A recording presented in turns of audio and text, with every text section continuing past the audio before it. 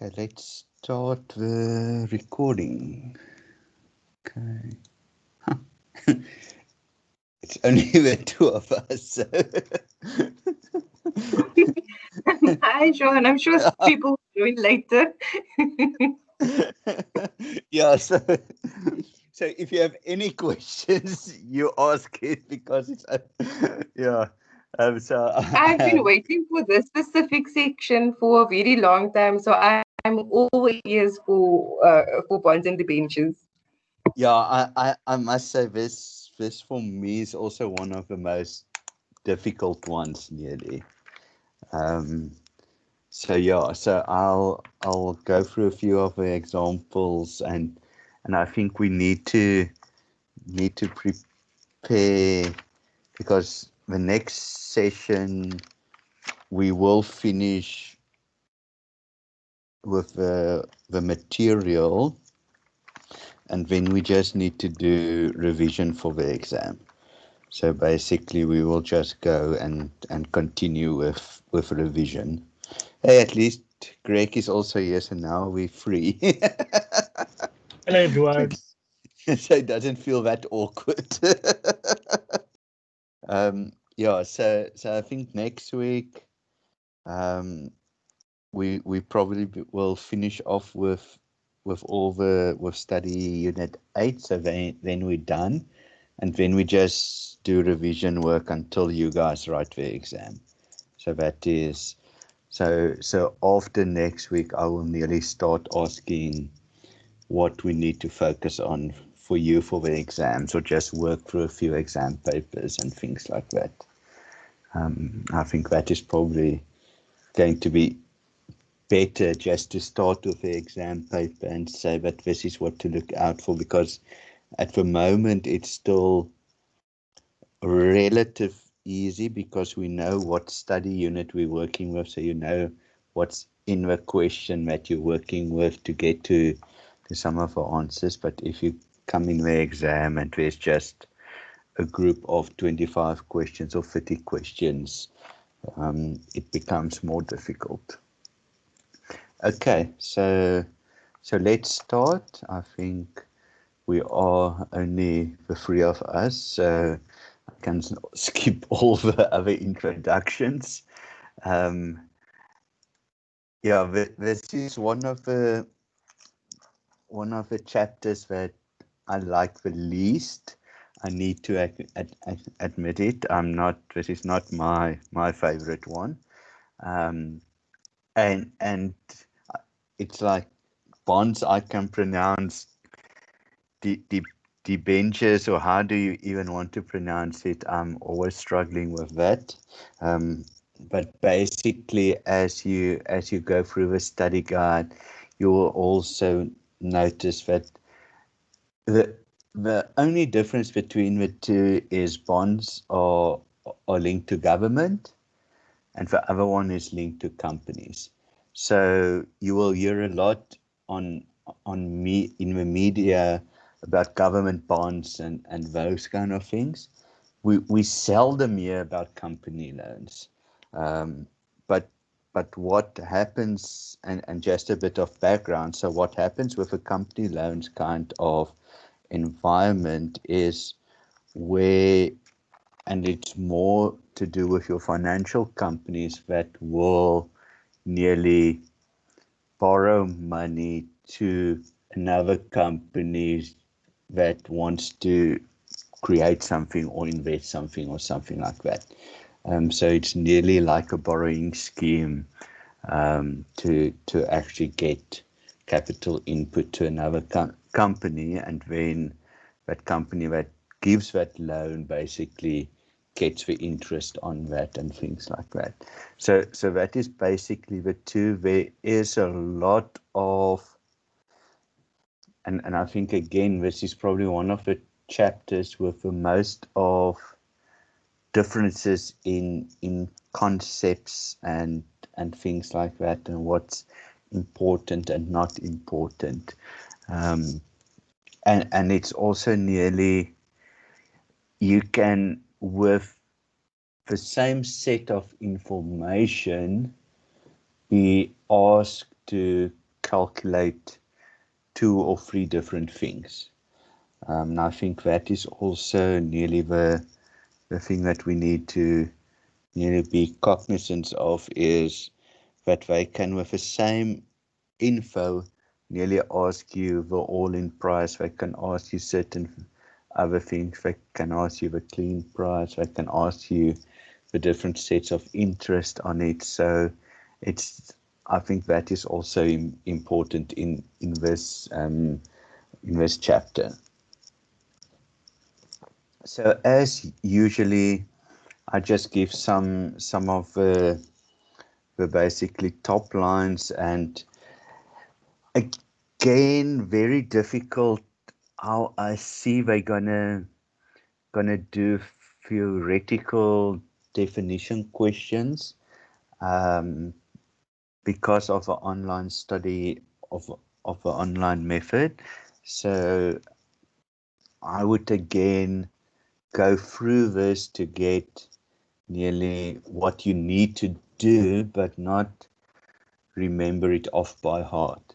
But I think if we look at one of the definitions, it nearly sums up what we will need to focus in the work that we need to do. So there will be talk about the face value, and what we need to remember, I think, out of this is more that you can be in the exam and they can call it redemption value or nominal value as well. So it's nearly like, again, if you can nearly print some of this out or keep it with you at hand, so that when they ask a certain question, you can nearly circle it and say, okay, well, that means exactly the same thing that I need to do. Hey, at least we've got one more person, so welcome. Is it Maria? Welcome to the chat today. We're now sitting at 4, so hopefully by the end of the afternoon we will be much more. So the same that I think it's important when we talk about the maturity date, there is also, they can call it redemption date. And so again, I think it's more to recognize the terms that they can use. Then we know that with a coupon rate, normally, and you will see this in nearly all the questions, it runs around half yearly intervals. And like they say, other intervals are possible, but I have not seen, and touch wood that they don't do anything like that, but I have not seen in any paper for the last how many years that it's something different. So it is just the nature of the bonds, that it is a half yearly interval. So that is just how the product is nearly have been created. So I think that is important, that in the other sets of questions, it can be yearly, it can be half yearly, it can be quarterly, it can be monthly. But for chapter 7 with bonds, we basically will always work with the half yearly interval. And then just the other thing that I think what is important, because it's half yearly, things will happen twice a year. Okay. So that is more on the theoretical side.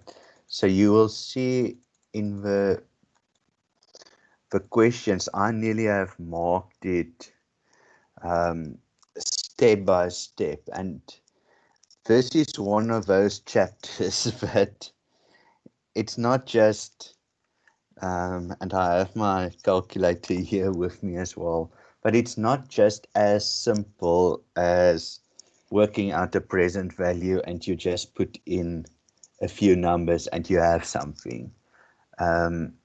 With all of these examples, it is, and all of them have a few steps. So it is not that you can just go and write an answer.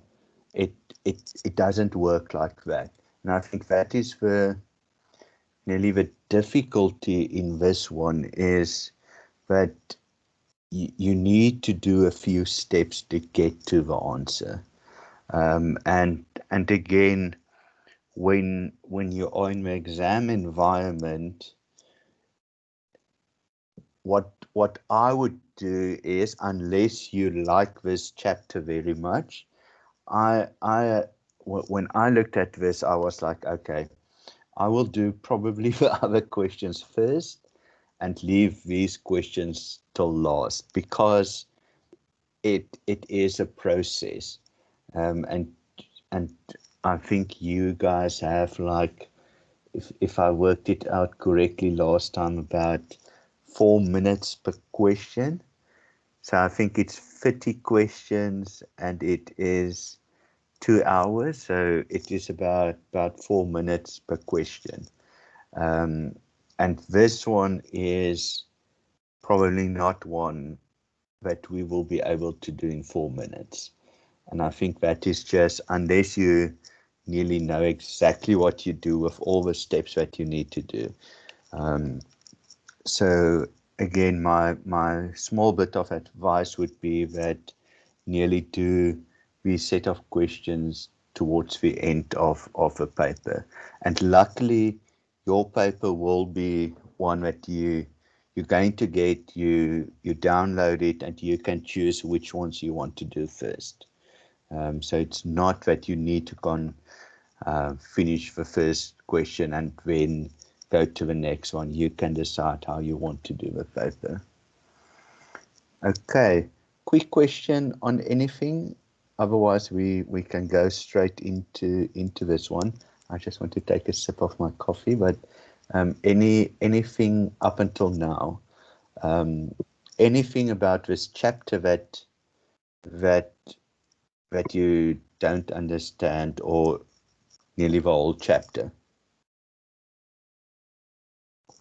And we are a small group, so you can unmute and ask a question before we get into this. I'm sorry. I just wanted to ask, is it gonna be the online exams as well?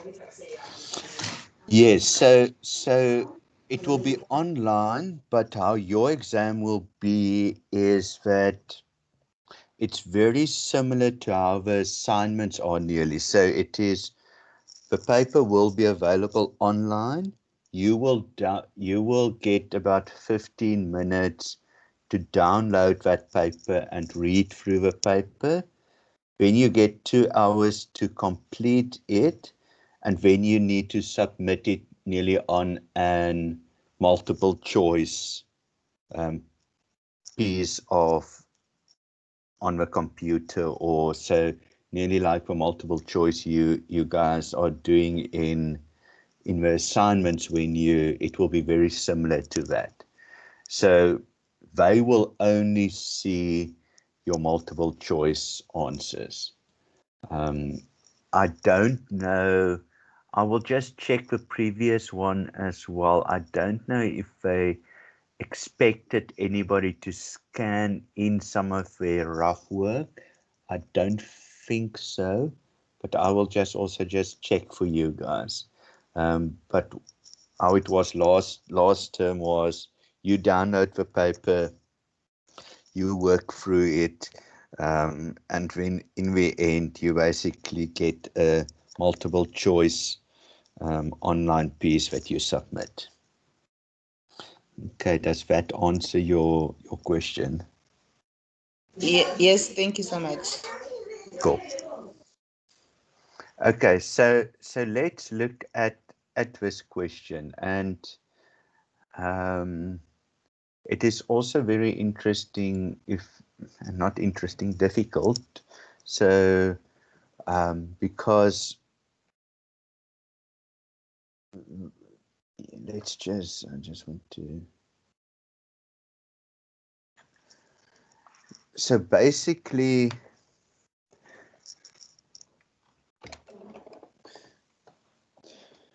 they say consider the following hypothetical stock that he wants to buy.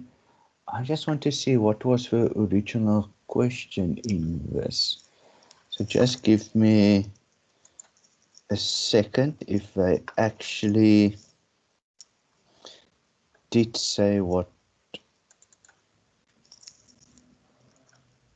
the question was. I just want to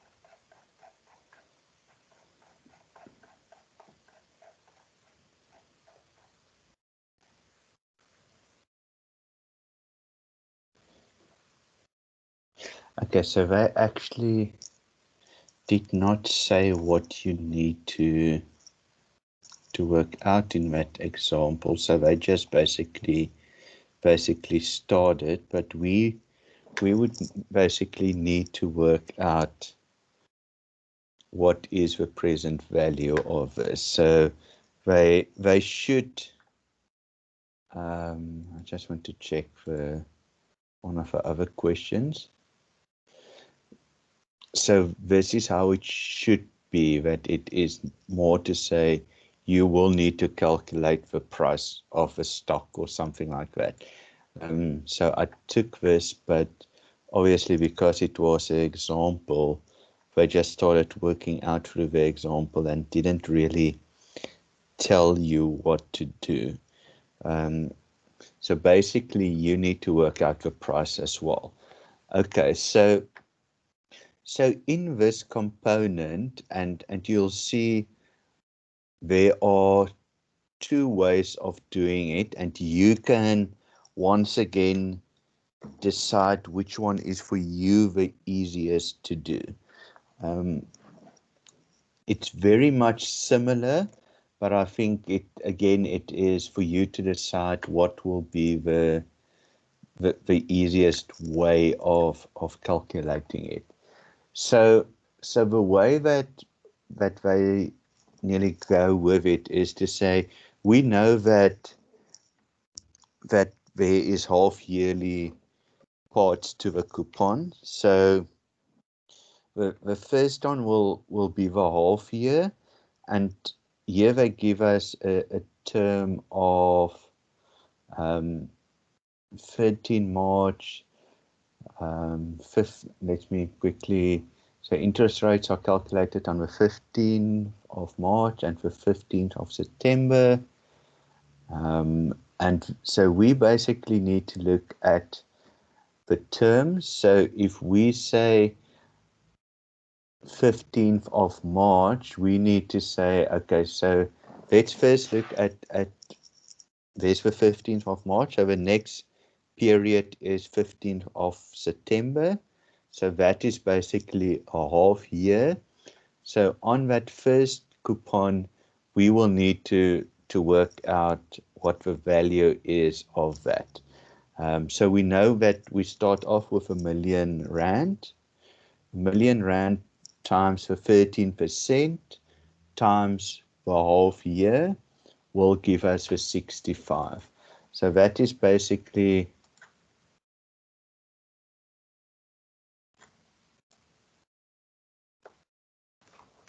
okay, sorry about that. Let me just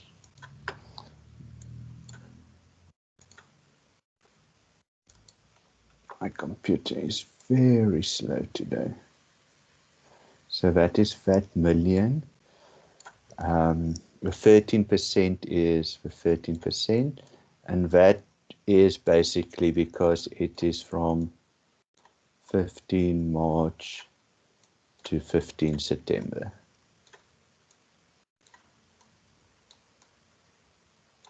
Okay, so when you calculate that, it is 65,000. Okay, then the next one is from 15 September to 15 March. Again, it is half a year. Again, it is times 13%. Again, times a million. So again, it is 65,000. But with this 65,000, I think what is also important, and again, we don't have all the information in this part because it is the second part of the year. You would have also received interest on it.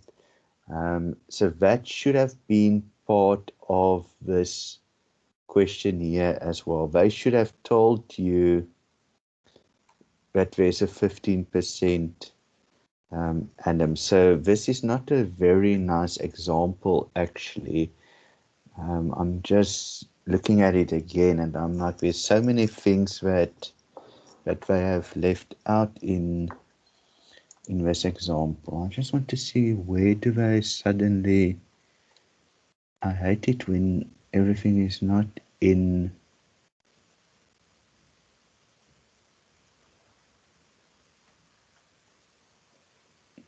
So it should be part of a setup of a question. So I only bring it in. So I'm going to copy it in now, but this is not great for understanding if it's only brought in later in the...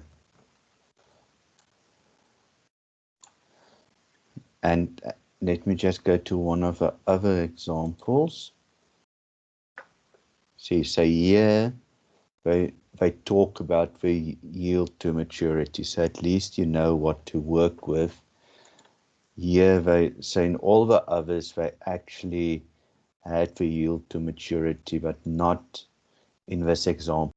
Just they actually just want you to work from the top through, and then they bring in the yield to maturity in here. So they nearly want to explain how it works, which is also not bad, but I think they should have just mentioned that up front. So I'm going to just say something, yield to maturity is for 15%, but at least it should be part of a question. Okay. So basically what we then can see, and that is why I think it's important. So, and I will draw the timeline also for you again. So the settlement date, they say it, so we start on the 15th of March.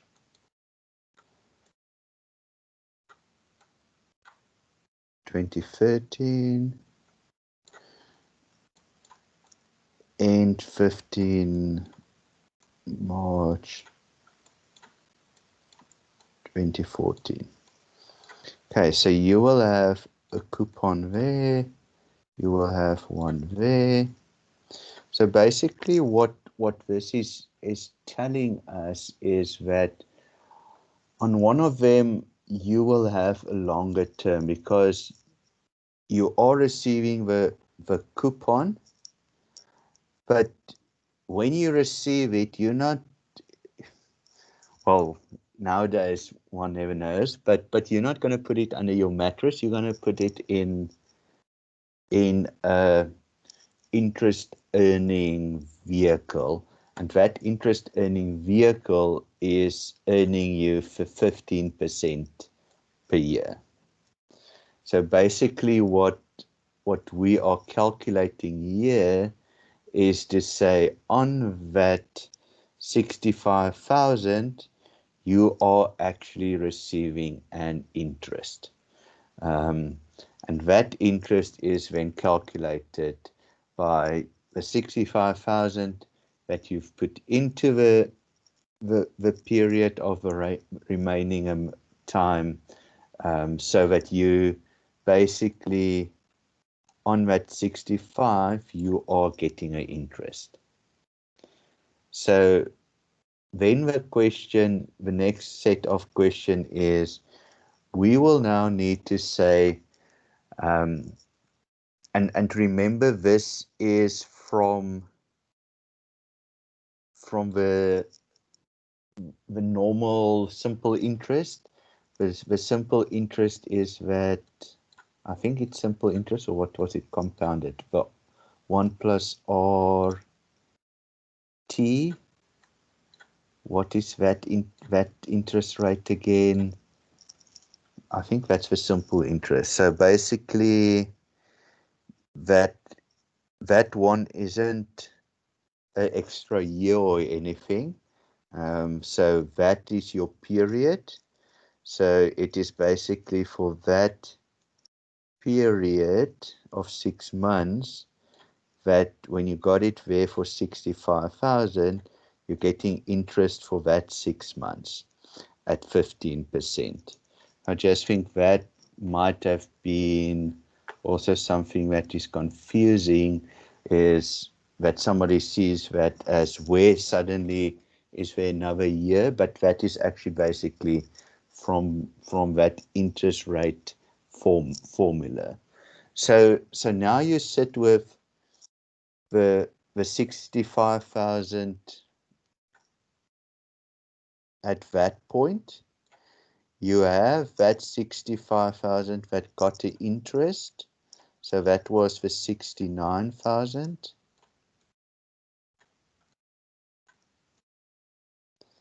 You have that 50,000 as well. No, where do I get now 50,000?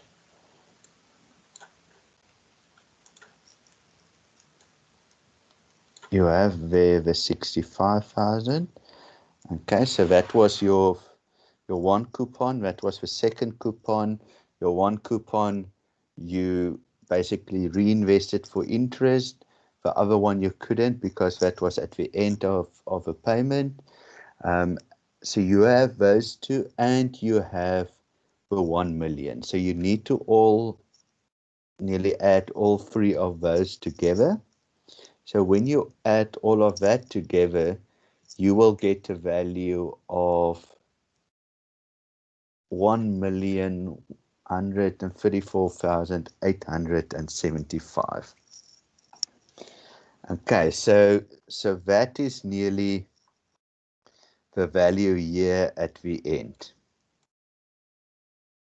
So that value here at the end, and I'm going to write across all of the things, is 113,4,875. So they haven't now set in this example what we need to calculate, but we need to calculate basically what was the present value. Okay, so, and let's quickly see if we can do that with the calculator.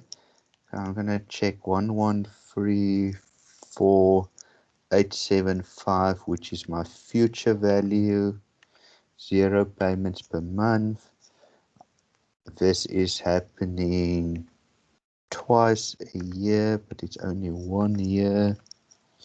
My interest rate was 15%. My present value is the 982044.35. Okay, so it actually is the same as that. So at this point, we can actually then use the calculator again. So at this point where we have calculated the future value, we can work back with a calculator to get to the present value. But in this question, it should have said and stipulated, like a lot of our other questions does, that your yield to maturity, they needed to give you that, they needed to tell you that you want to work out the present value. Otherwise, you don't know if you must work out the future value or the present value. And I think that is also important, is with an example like this, you can work out a few things. So they can ask you just to work out the first coupon. They can ask you to work out the first coupon and you have reinvested it for the next period. So again, it is nearly to understand where all of it fit in, and nearly work with it. So when I looked at it, I'm like, I would look at that first part first. It's like, okay, work out what is that coupon value. Then I would say work out what is the second coupon value, and then you nearly like see, but okay, it doesn't make sense that that value and that value is the same, because for one I can reinvest. So then go back to that one and work out what it will be when you reinvest it, but they need to give you a reinvestment or yield to maturity rate. If they don't, one can maybe assume it is also a coupon rate, but that again doesn't make sense. So they need to give you another interest rate. So then you have your two coupon values. You add your nominal rate, so then you know that is basically my value at the end of that time period. So that is my future value. And then you can work back to what your present value is. And because it is, you will always work with your yield to maturity to work back what the present value is. You will not work with your coupon rate. Okay, and I think that is also important. The coupon rate was used to work out what is the value of a coupon. So it was used in that calculation of the value of a coupon. And I think that is also sometimes where one gets confused, is which interest rate do I need to use where. So to work out the value of a coupon, we will use the coupon rate. And then to work out the value when you get interest on the coupon, it will be the yield to maturity. And then if you work from your future value back to the present value, it will be also that yield to maturity, or the desired return. Okay. Questions on this? I think there will probably be a few, unless it actually makes a bit more sense now.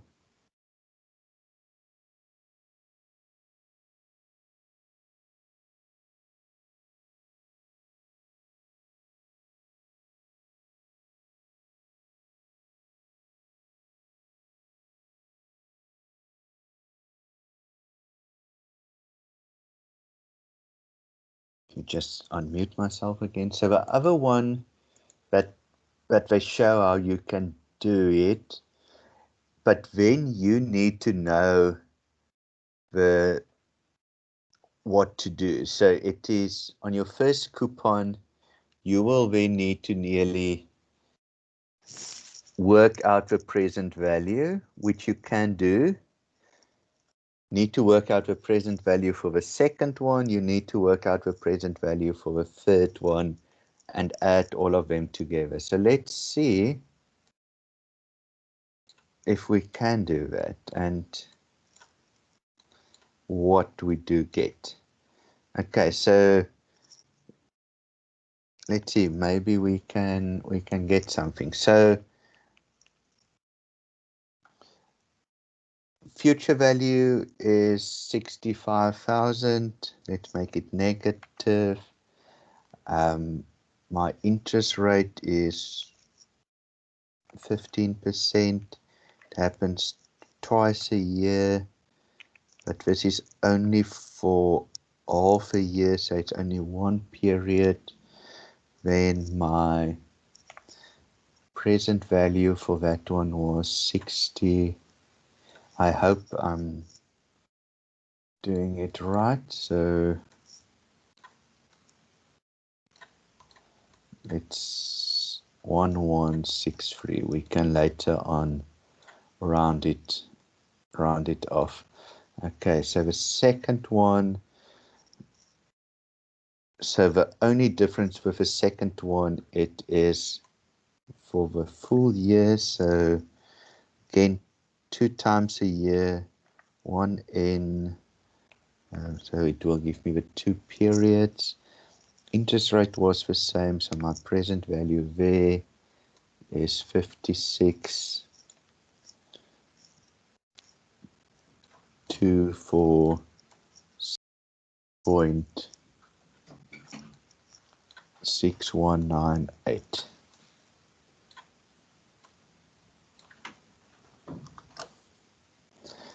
Okay, and then the third one, okay, let's hope it works.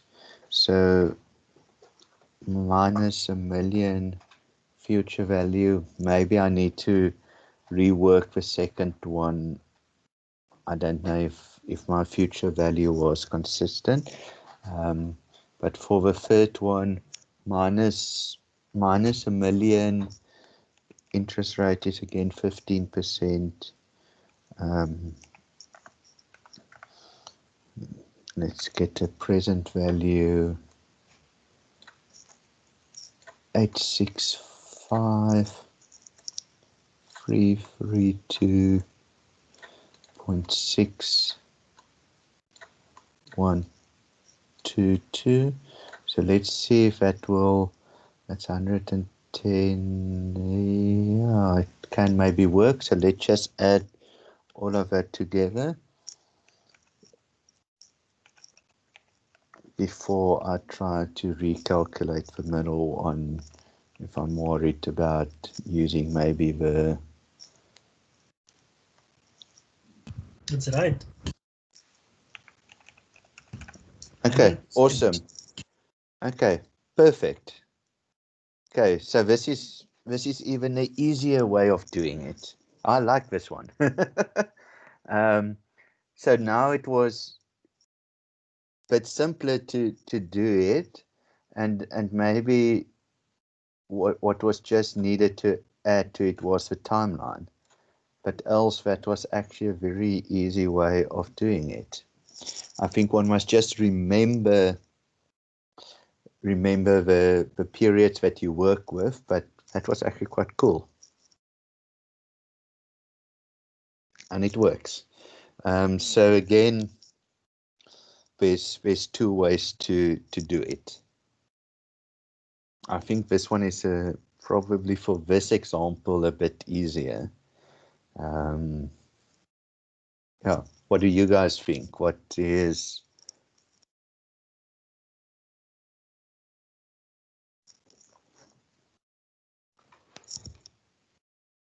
It's nearly to see which one will work for you much better.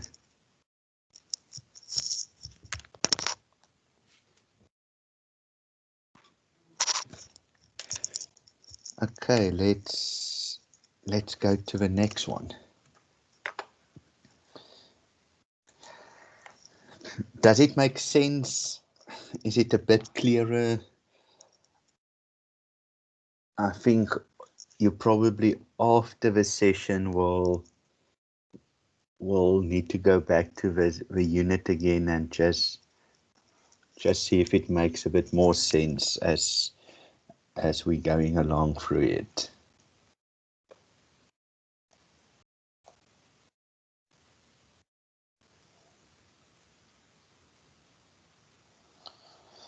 Okay, so the next one is the price of stock at a certain or at an interest date.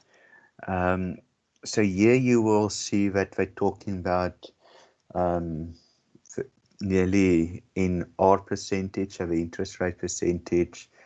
They give you, again, we will work through an example, but they now need to tell you what you need to calculate. So in the previous section, we basically calculated the price of a stock. So basically here we calculate the price of a stock the same year. I hope somebody older would, now that I look at this, please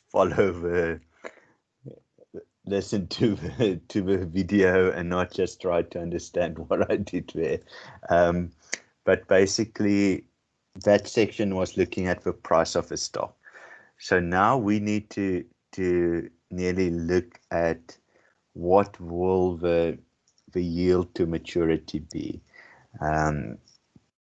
So it does work a bit differently. They can now give you the yield to maturity, which in most of the instances they do.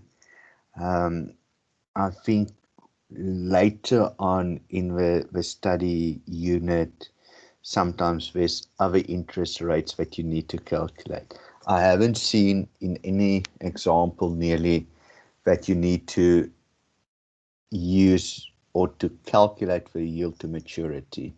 It is more later in, and let me just quickly see if there was something. Otherwise, no, I will check for you out of one of the exam papers.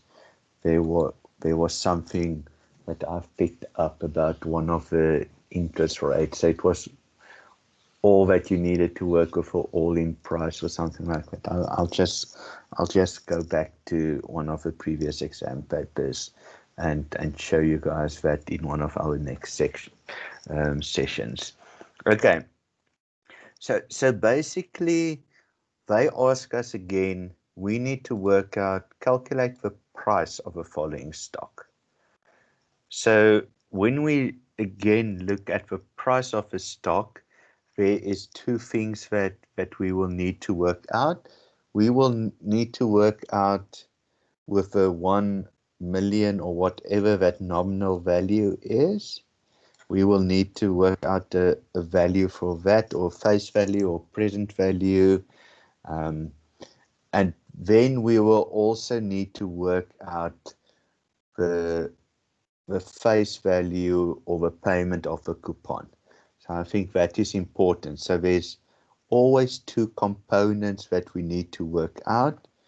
And what is for Moyi also very interesting is here the difference with the previous one is we basically did only two coupons, where the one was paid in the middle and the other one was paid towards the end, and that one in the middle you basically could work out some interest on that.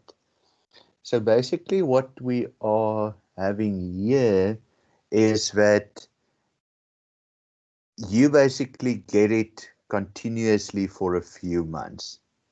So you could have done it as for the 65, you could have said, okay, I'm gonna take that 65, I'm gonna invest it for the rest of the period, so you can work out your interest rate. Then you need to do the same with the other one and continuously do it for 36 periods. So that is also not really what we want to do.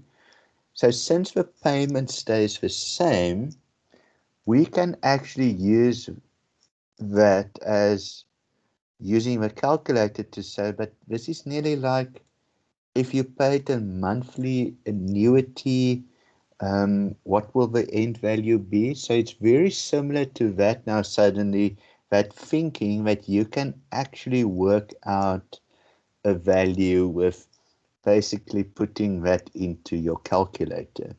The two things that you will need to remember is that number, the 65,000, so that was the original, so the coupon, that we calculated with the coupon rate. So that was with the 13%.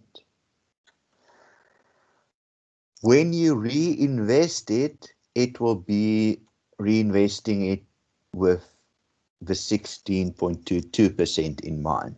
So when you're going to use your calculator, remember it is the 16.22. Then again, depending on how you're going to use your calculator. So again, I would use it as, let me just clear everything. So I would put in twice a year into my calculator for 18 years, and then it will be 36 periods. So then I can use the 16.22 interest rate. If you're going to use it once a year for 36 periods, just remember that you will need to say the 16.22 divided by 2, so that you work it out as a yearly rate. So I think that is just the difference in how you approach it. So I'm going to use it as twice a year because that is how I like to work with it.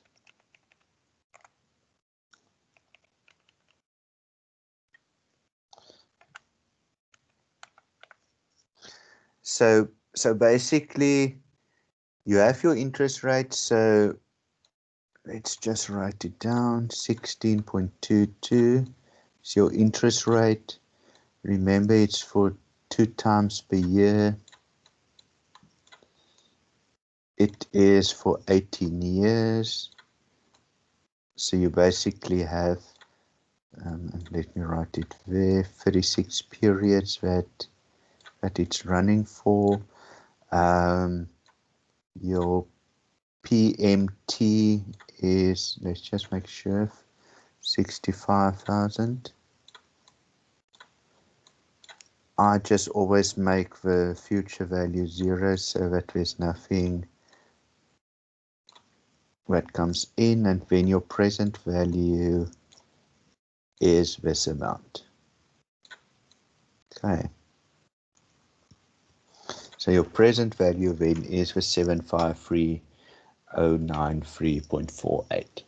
So basically, because the coupon is the same value for the next 36 years, 36 months, or 36 periods, sorry, because it's half yearly.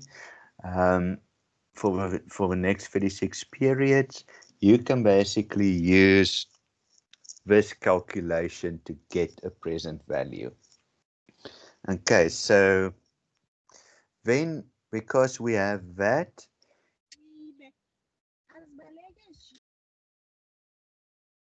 the other thing that you have the coupon component, then you still need to look at that the present value of the face value, so the present value of that million.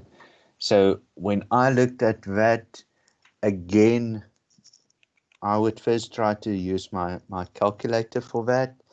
So for me, I would say, okay, so what is the present value of that face value? So I would say the 1 million is a future value. Now I need to be very careful with that interest rate again. So let's just see, 16.22 interest rate. I must remember it is 2 times a year for 18 periods, so or for 18 years, so it is for 36 periods. And then my present value on that is the 6371. So again, we could have done exactly the same to get this is the 16.22 interest rate. How I again do it is 2 times per year for 18 Yes, so it is 36 periods. That would be my future value. And then when I calculate my present value, that would be your present value that you will get. So now it is basically take your present value of a face value. I don't like all this values, but basically the face value, take the present value of that. You add it to your present value of the coupons that you are getting as an income stream. And if you add those two together, you will get the 813,465.54.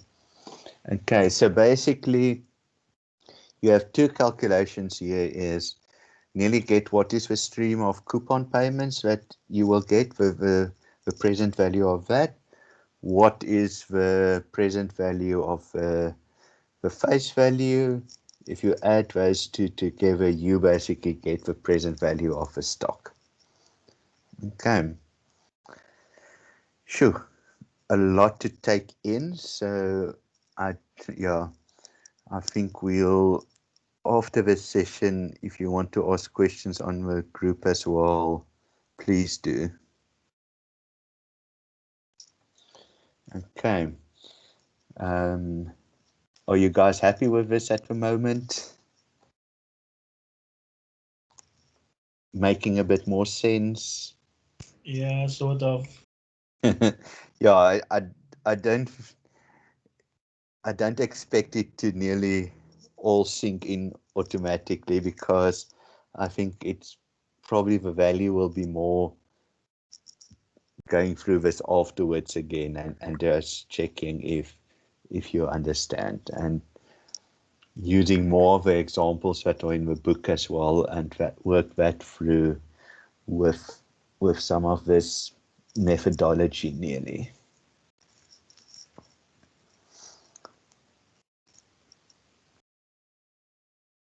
Okay, so let's see what else is in this pack that I've put together. So basically this is more for you, and you'll see it in the study guide as well, just to check on how they give you some tips.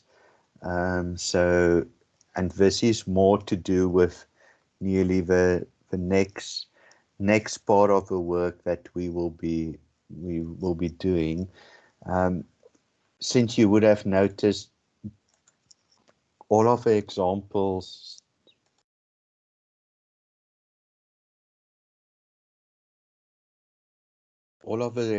at the moment, we had perfect years. So it can also be that it runs from, let's take this one. So this one was a perfect one, that it started on the 15th of August, it ended the 15th of August. So you have your perfect year nearly. The tips that they give you is to say, what if that said 15 Feb 2032? So then it's nearly an extra month that you need to calculate. So it's just to know when you need to calculate a month, or not a month, a period extra, or when you need to calculate a period less. So if that was up until 15 Feb 2031, we would have sit then with not 36 periods, but 35. So that will then have an impact on all of the calculations. So I just think that is, so the tip that they nearly giving you here is just to make sure when they're talking about when the interest rate dates are, and when the maturity date is, and when the settlement date is, that you just make sure that it is the same.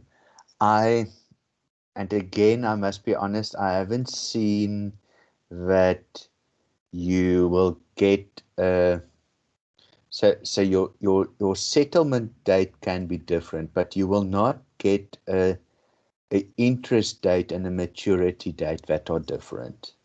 So it can just be that your settlement date is a different date, so that you, again, don't have a perfect period, you have a part of a period. So that will be some of the things that we will look at now, is when there is just a part of a period that is added. And I think, again, that is also important to look at. So the next part is nearly what they talk about, all-in price. So again, nearly need to just go through the terminology, what it is, but how they say, and basically that, again, nearly in principle, the calculation of a price between the interest dates is straightforward. You simply calculate the price at the forthcoming interest date, and then we discount this price back to the settlement date. So basically, and I just want to check what was under that, or if there was something that I just needed to add. So you will see that how they talk about the timeline, how you basically will work through it. So let's work through this one, and see if we can get to the all-in price. Okay. So this is a bit different. So let's also nearly say that up front. So here you will see a few things that is, and let's call it things that, not that you need to know, but nearly is standard practice. So if you look at this question, you will nowhere see an amount. So you will not see a value there. So the assumption that when there is not a value, you will basically say we are starting off with a base value of 100. Okay, so that is, and I think that is sometimes what is also misleading in some of the things, is they expect you just to know that nearly. So you will not see in that question at all a value of 100. Okay, so that is nearly to say, well, in a lot of the work we do, we nearly look at the standard, and the standard then will be to say we begin with 100. Then basically what we will see is, if we work it out, is it more or less than 100? And that nearly gives you an idea if you will get more out of it or less out of it, or if you're working backwards. So basically, if you need to look at for all-in price, that will tell you actually if this is worth it or not. So let's look at how you work out. So we start off with the 1st of May.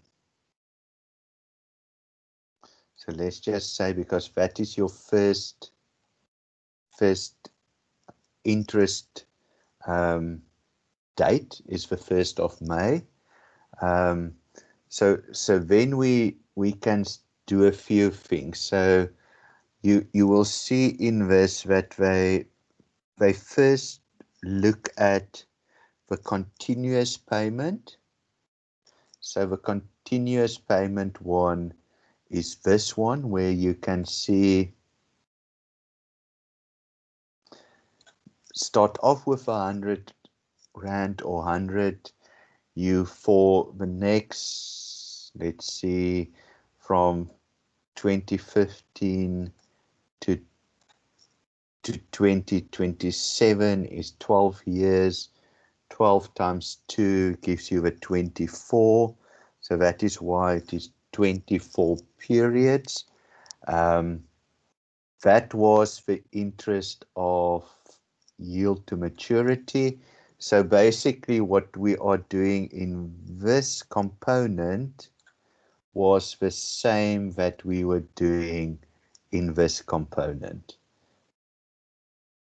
So basically we're working out the present value of that. So we could, and it's interesting that they don't actually split that out as in two values. I would have assumed that they would have given you that as two values, but given that, so let's look at if we use the 100 as the recurring coupon, we use the interest rate. I will still use 16.88, but I'm going to use it for twice a year. So let me just make sure I'm pressing the right stuff here. It is for 12 years, so it will be for 24 periods.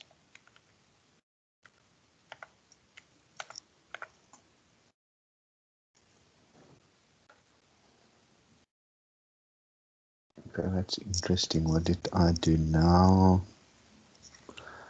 I am definitely not getting that, so I just want to make 100% sure what I did on the calculator.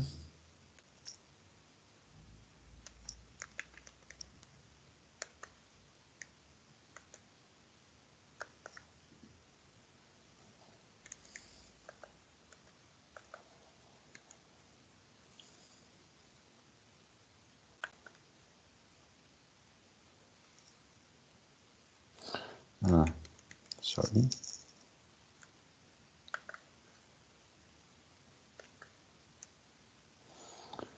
Okay.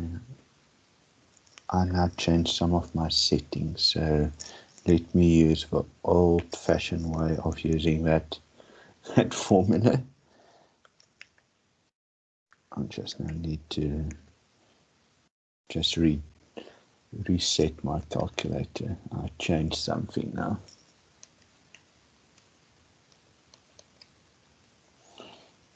And to the power of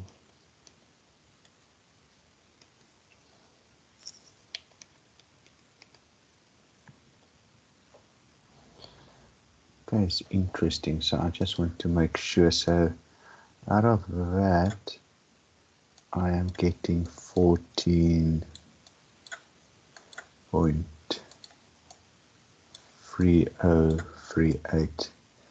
Just want to make sure again if that is right. I'll check now. Out of that component, and I'll get to where we get that 7.35 now.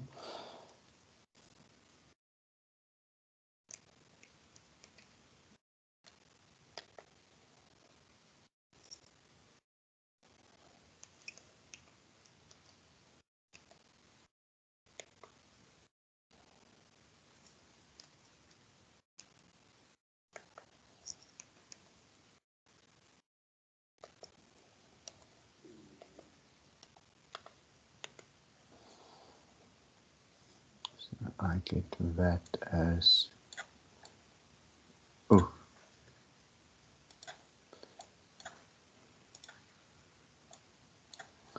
74.6288. So if I add those two together,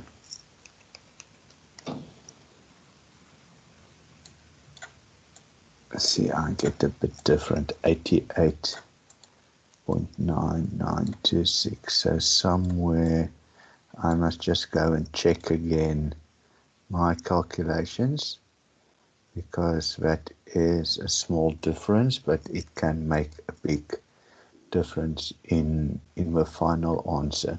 So let me just quickly where we got the 735, remember with when we were looking at the coupons and the nominal value was 1 million, we would have said that million times the interest rate.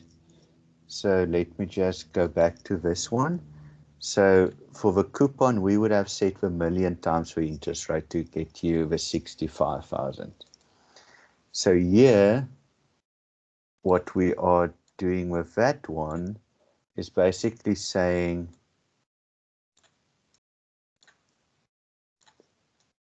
the nominal value is 100, and we multiply it by the coupon rate, which is 14.7%, but remember it's divided by 2. So 14.7% divided by 2 is 7.35, or if you want to say 14.7% divided by 2 times 100, you get the 7.35. So that is how we got the coupon. Then the coupon basically is a half yearly investment that you get interest on. So that coupon will be basically your PMT. So the 7.35 will be your PMT. You will invest that for 24 periods, so twice a year for 12 years.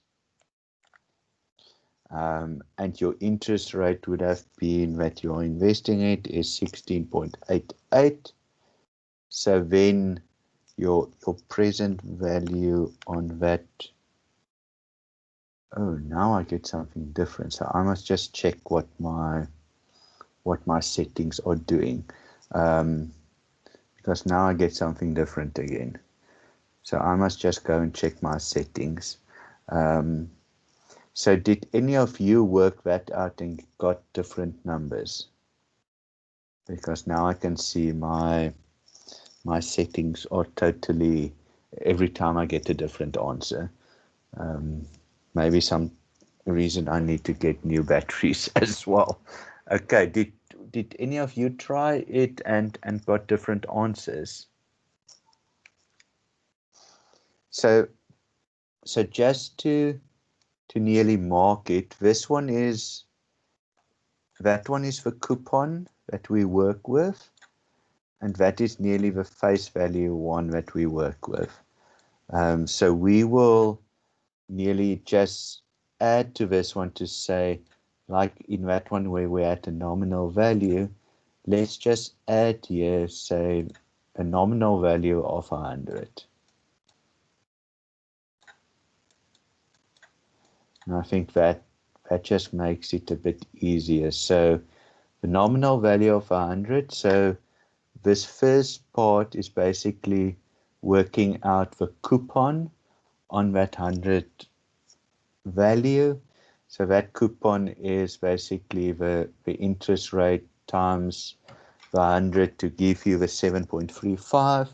You invest that for another 24 months or 24 periods at that interest rate. And this one was basically that 100 nominal that you have just worked back nearly the face value of that. So that is basically the two calculations that you need to do.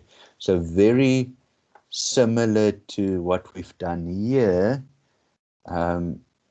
we do it with this calculation as well. I must just go and check again, because somewhere my calculator, you can see I'm close to it, but obviously somewhere I made a mistake with something. So I just need to make sure that I am actually using the correct numbers in all of that. So that is basically giving us not the whole period. It is giving us the period from 1 May up until, so 1 May 2015 up until 1 May 2027. Okay, but then there is a period of 17 April to 1 May that we must still work out as well. Okay, so this calculation was basically working out the piece that tells us from 1 May till the next 1 May. So then you still need to remember that, and you will use the tables. You will get the tables in the back of your exam paper. There's somewhere in the book the table as well, but you still need to nearly work out how many days is that 17 April to 1 May, which is 14 days. Okay, so when you go and count it, it basically gives us the 14 days. So I just want to add one.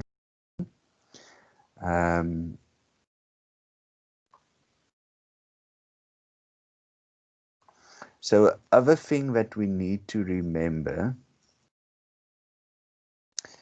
is, as you can see, because this is starting before, we will need to add one of that coupons that nearly don't get interest to this original number. It will get interest for that short period and that short period only. So that is why we nearly need to add it after we've done the calculation.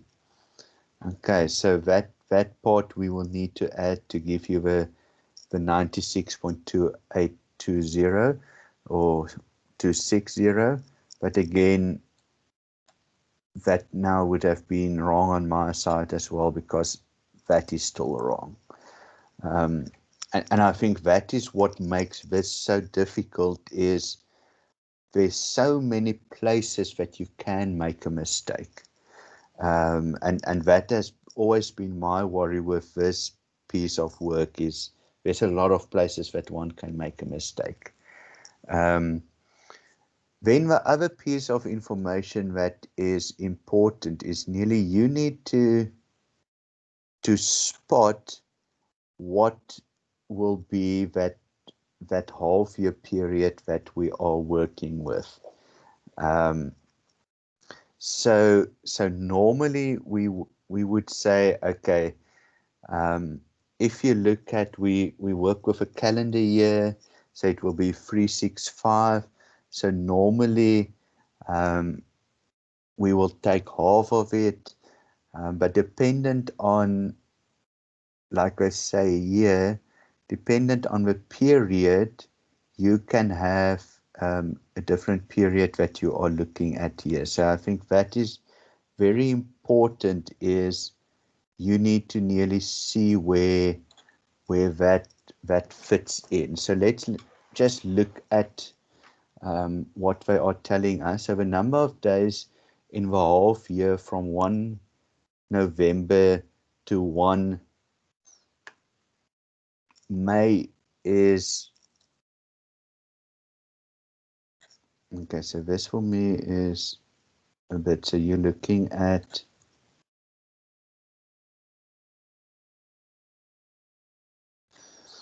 okay, so from 1 November, and let's rather look at it from this point.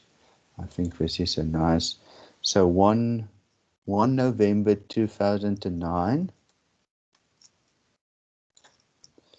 to 1 November 2010. So you need to check from your from the tables what values they give for that numbers. So roughly we can say, I'm just worried where they got, okay, so what they are doing is, so let me just show you what they are doing. So they are saying from 1 November to the end of the year, so to 31 December is the 365 minus the 305, which will be on the, in your table, will be the number of days that is associated with 1 November. So out of that, you will get the 60 days. And then you will need to say on the 1st of May, again, looking at your table, what is that value? So roughly we can say Jan, Feb, March, April. So roughly it will be around 120 days. So if you look at your table, it will be 121 days. So then from 1 November to 1 May is actually 181 days. The other thing from 17 April to 1 May is 14. So that is why we need to nearly make sure that we are getting this right. So there's a lot of things that we need to make sure here. So it is nearly to say what will be that period before. I can't see how one does this without nearly drawing yourself a timeline. Then you need to make sure what is that from the 17th of April to the first nearly period of payment, what will that be? So I think that is the next important one. And then we use that number and we need to basically multiply it to get it towards the 17th of April. So when you look at your all-in price, it should be smaller than that because you are now going again 17 days, what is it, 14 days prior to where it was. So again, you are actually going, your present value will be moving again. So it will be a smaller amount. So when you look at this, you need to multiply it. And that is again the interest calculation. So that is your, at this stage, your future value. That is your interest that you are working with, which is for 16.88%. That is your time period for 14 days over the 181 days. And then you are basically working out a present value. So your present value should be smaller than your future value. So this is really a tough one. Whenever they ask you to calculate all-in price, it really is a tough calculation because there's so much work that you need to put in there. And I think what is really important is they can ask you a few set of things. And I haven't looked at your assignments, but was there in your assignments maybe one that was nearly a question that was a continuous question that they asked you to work out a few things with this. Yeah, there were quite a few of those. Okay. See, and I think that for me is, can you see the, let me share this again, or in the chat, can you see the link to the attendance register or not? I'll just try to. If you seen it before we joined the meeting, we won't be able to see it in the chat. Oh, serious? Okay, that's Yes. okay. Okay, thanks for. So anything that I actually share before, you won't be able to. Okay, that's weird. Okay, so it's like a WhatsApp chat nearly. I've just because I can see it, I thought everybody could see it. Okay.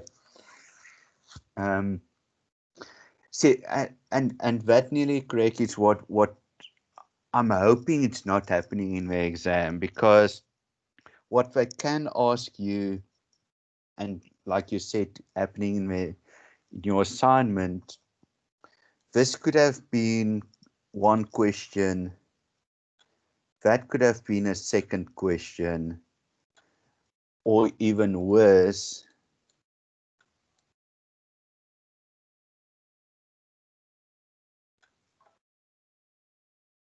that part could have been one question, that part could have been a second question, that could have been a third one, that could have been a fourth one, that could have been a fifth one. So that for me is nearly, there's a few ways that they can nearly ask you what you, they can have it as that simple question and ask you 2 or 3 things.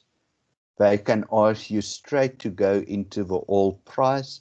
They can ask you just to work out this. And it's nearly, what I've seen is that they can ask you the all price, but one of the options will then be that one.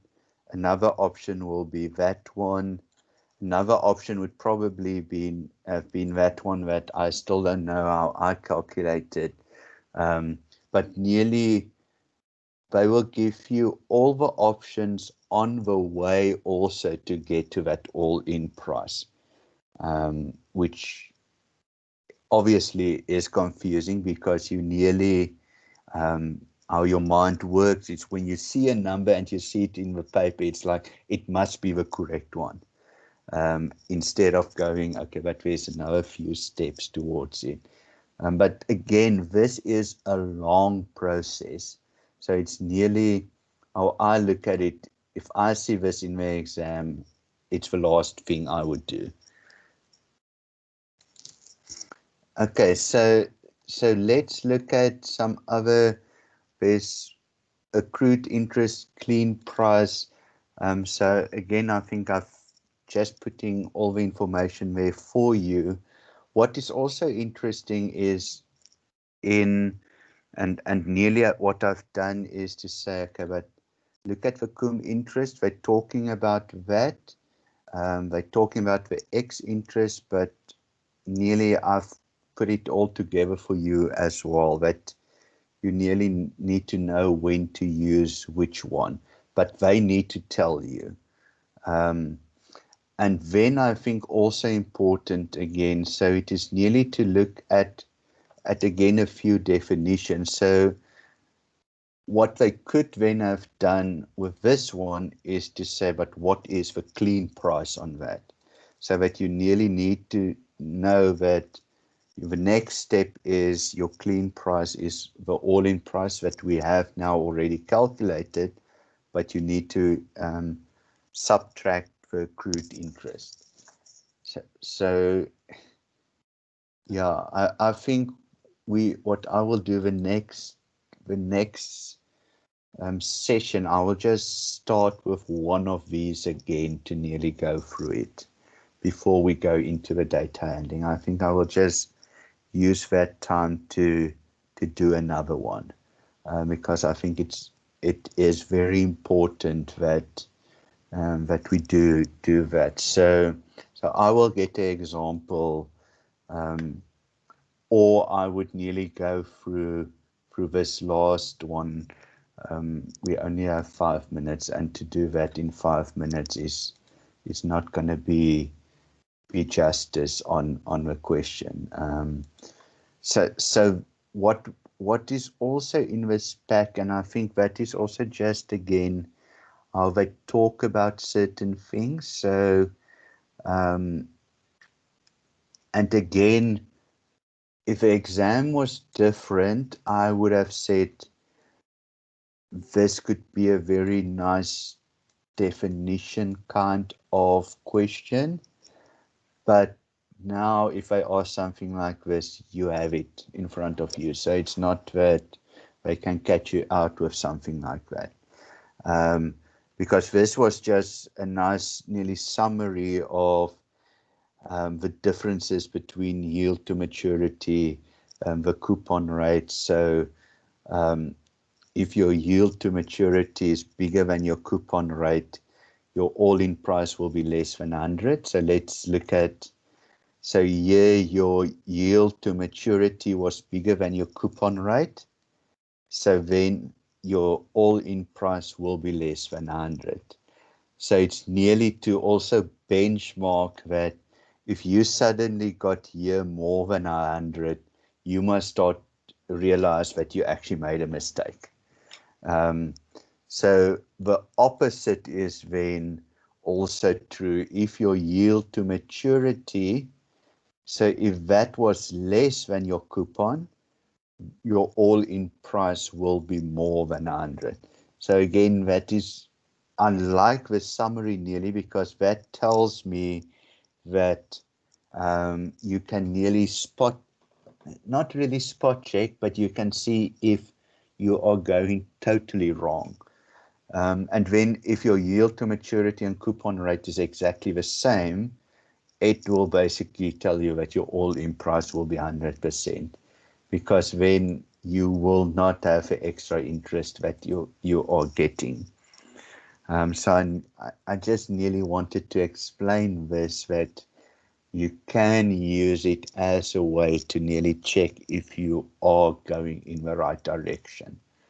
But then the next session, I actually want us to go through this one and step by step, because what again is important here is, and just for us to look at, is the first thing here is, okay, so again we're working with 100, so that is nearly your face value of a nominal that we are working out there. That will be your coupon component. We will add, and you can see now nearly we're doing that with all of the things. We are adding that coupon, and I like that part where it's nearly saying we're adding that coupon at the end. So we will add the coupon component again, but then again we basically are sitting in a period where we have a different, not a full 6 months. So we will need to see if we use accrued or if we use which method basically to work that out. So I think that is important again. So what we will work out in this one is you will work out your all-in price. And if we then go to this one, so we will need to go get your clean price. So all-in price, we will work out your accrued interest, and then if you subtract those two, we will get to the clean interest or the clean price. But let's do this next time, so that we can just make sure that we get it right. Okay. I'm sorry, I just wanted to find out when is the next session, because I checked on the timetable that I have. This was the only class that will be there. That's there. Oh, no. So there's more. So don't worry. I'll let them. I think the next one is actually next week. So also what what I've told. So you guys don't need to worry.